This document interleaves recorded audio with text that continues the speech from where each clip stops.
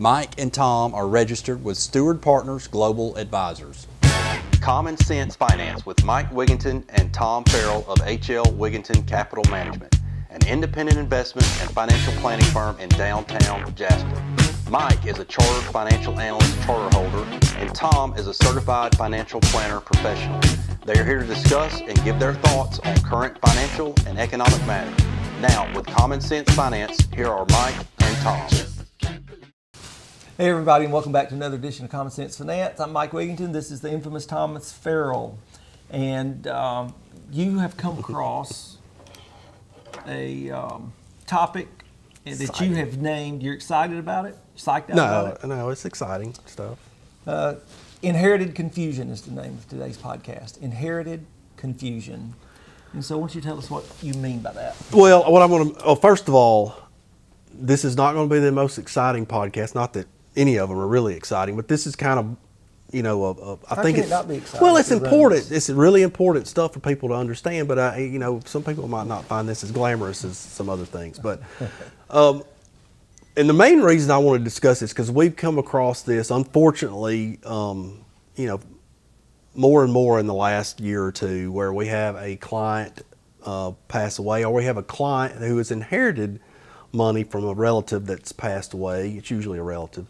So I'm going to talk real quick about inherited IRA rules, and that's why I call it inherited confusion, because there is some confusion around this. But really, if you inherit an IRA, and we're not going to talk a lot about if your spouse passes away, unfortunately, and you inherit an IRA from them. Those spousal rules are different. The spousal rules are different. It's pretty straightforward. You can roll that IRA into and make it your own and move forward from there, or you can withdraw the money and pay the taxes on it. So this is fairly straightforward. But if it's not a spouse, and you are leaving an IRA to your kid or kids or other nieces, nephews, whatever. These rules are something you may want to think about while you're going through this process. But there's two kind of beneficiaries according to the IRS. There's a eligible designated beneficiary, which those people, again, these are all non-spouse, are either chronically ill, disabled, they are minor children, or not more than 10 years younger than the deceased. So keep that in mind. Those are eligible designated beneficiaries. So you've got a couple of options if you're inheriting that type of an IRA and you fall into that category. You can use R&D, which basically means they're going to spread those payments out over your expected life expectancy. What does R&D stand for? Required minimum distribution. So you're going to have to take a withdrawal annually out of that based on your life expectancy and the IRS life expectancy tables.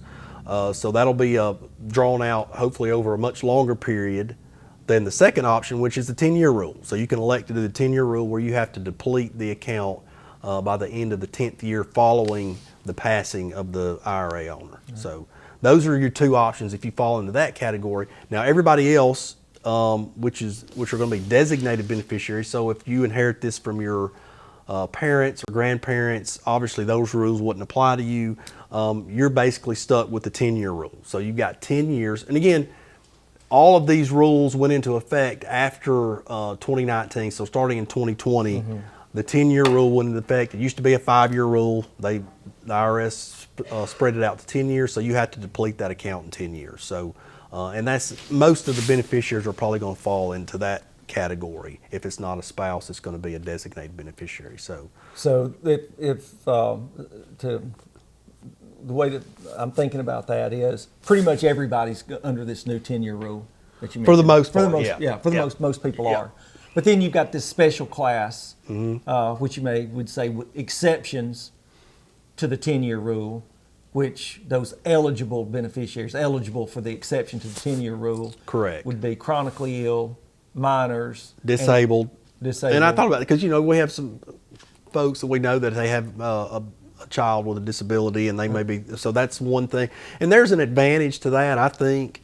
If you're able to spread those payments out over the life, as opposed to having to take them out in 10 years, you've got more room for that money to grow, and it's going to add a more consistent income stream. Whereas, you may have kids that would take the money out and maybe not spend it as wise as they should over 10 years. So anyway, so that was one of the things I wanted to, because there's a lot of confusion about that, and there probably will be some changes. I'm guessing, maybe not, I don't know, but to the laws that surround this. So we'll see what happens next year. But right now, that's kind of the way that lays out. Gotcha. Anything else on that? Nope. All right. We'll see you next time. Controversy. You get high. Does your daddy cry? Controversy.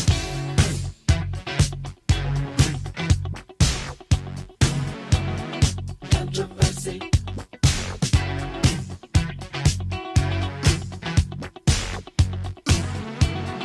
Controversy. Do I believe God? Or do I believe me? Some people wanna die so they can be free. So life is just a game. We're all just the same.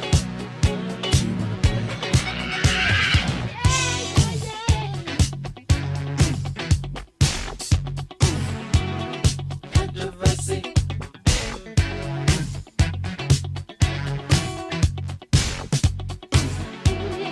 Controversy.